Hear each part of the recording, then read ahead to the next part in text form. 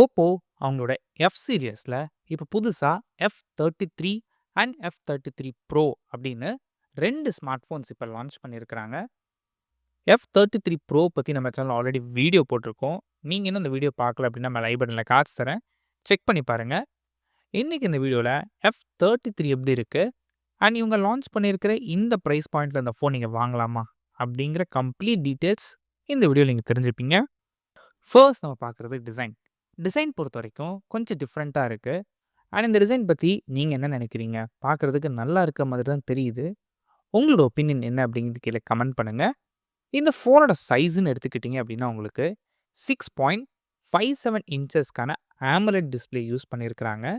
And resolution பொறுத்தவரைக்கும் உங்களுக்கு full HD+க்கான resolution குடுத்துருக்காங்க. அண்ட் கூடவே இங்க ரெஃப்ரெஷ் ரேட்ன்னு எடுத்துக்கிட்டீங்க அப்படின்னா உங்களுக்கு 120 ஹெர்ட்ஸ்க்கான ரெஃப்ரெஷ் ரேட் சப்போர்ட் இருக்கு. அண்ட் இந்த டிஸ்ப்ளேயோட பீக் பிரைட்னஸ் எடுத்துக்கிட்டிங்கன்னா ஹை பிரைட்னஸ் மோட்ல உங்களுக்கு 1400 நிட்ஸ் வரைக்கும் போகும்னு சொல்லியிருக்கிறாங்க. ஸோ டைரக்ட் சன்லைட்ல யூஸ் பண்ணும்போது பெருசா எந்தவித இஷ்யூஸ் இருக்கக்கூடாது. அண்ட் இந்த டிஸ்ப்ளேயோட பிக்சல் டென்சிட்டின்னு எடுத்துக்கிட்டிங்கன்னா 397 பிக்சல்ஸ் பெர் இன்ச். ஓரளவுக்கு நல்ல ஷார்ப்பான டிஸ்ப்ளே தான். அண்ட் கூடவே இந்த டிஸ்ப்ளேக்கு HDR-ஓட 10 சப்போர்ட் குடுத்துருக்காங்க. அண்ட் அது மட்டும் இல்லாம ஸ்க்ரீன் ப்ரொடெக்ஷனுக்காக இங்க DT star D+ protection use பண்ணியிருக்கிறாங்க. நெக்ஸ்ட் இந்த ஃபோன்ல யூஸ் பண்ணியிருக்க ப்ராசஸர்னு எடுத்துக்கிட்டிங்கன்னா இங்க MediaTekோட Dimensity 6360 அப்படிங்கிற புது சிப்செட் இங்க யூஸ் பண்ணியிருக்கிறாங்க. இந்த புது சிப்செட்டுங்கிறது ஒன்றும் இல்லை, ஜஸ்ட் நேம் மட்டும்தான் டிஃபர் ஆயிருக்கு. 6300 என்ன பெர்ஃபார்மன்ஸ் இருந்துச்சோ அதை அப்படியே ரீபிராண்ட் பண்ணி தான் 6360ன்னு லான்ச் பண்ணியிருக்கிறாங்க. ஸோ இந்த ப்ராசஸர் எந்த அளவுக்கு பெர்ஃபார்ம்னு கேட்டிங்கன்னா ஒரு என்ட்ரி லெவலுக்கும் ஒரு மிட் ரேஞ்சுக்கும் நடுவில் உள்ள ப்ராசஸர் தான் இந்த 6300. ஸோ அந்த பெர்ஃபார்மன்ஸ் மட்டும் தான் உங்களை எதிர்பார்க்க முடியும். நீங்கள் கேஷுவலாக ப்ளே பண்ண போகிறீங்க, இல்லை டே டு டே யூசேஜுக்கு மட்டும்தான் இந்த ப்ராசஸரால் ஈஸியாக ஹேண்டில் பண்ண முடியும். கொஞ்சம் இன்டென்சிவாக போனீங்க அப்படின்னா நாளடைவில் லேக் ஆகிறதுக்கான சான்சஸ் ரொம்ப அதிகமாக தெரியும் உங்களுக்கு. அண்ட் அது மட்டும் இல்லாமல் இவங்க லான்ச் பண்ணியிருக்க இந்த ப்ரைஸ் பாயிண்ட்டில் இந்த ப்ராசஸர் ஜஸ்டிஃபையே பண்ண முடியாது. காரணம் ஓப்போலே ஒரு 12,000லேருந்து 15,000 ருபீஸ் லான்ச் ஆகிற ஃபோனில் யூஸ் பண்ணுற அதே ப்ராசஸரை ஒரு 37,000 ருபீஸ் கொடுக்குறதுல எந்த விதமான லாஜிக்கும் இல்லை. இந்த ப்ராசஸரை சப்போர்ட் பண்ணுறதுக்கு உங்களுக்கு 6GB RAM 120GB ஸ்டோரேஜ் ஆப்ஷன்ஸும் and 8GB RAM 256GB storage ஆப்ஷன்ஸும் அவைலபிளாக இருக்குது.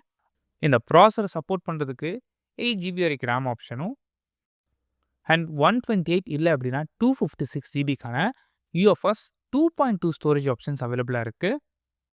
ரேமும் பார்த்தீங்கன்னா LPDDR4X RAM தான். ஸ்டோரேஜும் உங்களுக்கு 2.2 தான் கொடுத்துருக்குறாங்க. ஸோ இதுவும் பார்த்தீங்க அப்படின்னா டவுன்கிரேடட் வெர்ஷன்ஸ் தான் யூஸ் பண்ணியிருக்கிறாங்க. நிறைய பேர் கேட்கலாம், ஏன் இதெல்லாம் ஒரு விஷயமா பேசுகிறீங்க அப்படின்னு. UFS 2.2 அப்படிங்கும்போது என்ன ஆகும் அப்படின்னா உங்கள் ஃபோனில் இருக்கிற அப்ளிகேஷன்ஸாக இருக்கலாம், இல்லை நீங்கள் யூஸ் பண்ணுற ரீட் ரைட் ஸ்பீட்ஸ் ஏதாவது ஃபைல்ஸ் காப்பி பண்ணுறீங்க, ஆப்ஸ் ஓப்பன் ஆகுறது, இது எல்லாமே உங்கள் ஸ்டோரேஜ் ஸ்பீடை பேஸ் பண்ணி தான் இருக்க போகுது. ஸோ அப்படி பார்க்கும்போது இந்த ஸ்டோரேஜ் ஸ்பீட் ரொம்பவே கம்மியாக தான் இருக்குது. நெக்ஸ்ட் இந்த ஃபோனில் யூஸ் பண்ணியிருக்க கேமரா பொறுத்த வரைக்கும் உங்கள் ப்ரைமரி ஷூட்டர் 50 மெகா பிக்சலுக்கான ப்ரைமரி ஷூட்டர் யூஸ் பண்ணியிருக்கிறாங்க. அண்ட் செகண்டரி சென்சர் தேவையே இல்லாத ஒரு 2 மெகா பிக்சலுக்கான மோனோக்ரோம் ஷூட்டர் யூஸ் பண்ணியிருக்கிறாங்க. அண்ட் ஃப்ரண்ட் ஃபேசிங் கேமரா பொறுத்த வரைக்கும் உங்களுக்கு 16 மெகா பிக்சலுக்கான ஃப்ரண்ட் ஃபேசிங் கேமரா ஆப்ஷன் இருக்குது.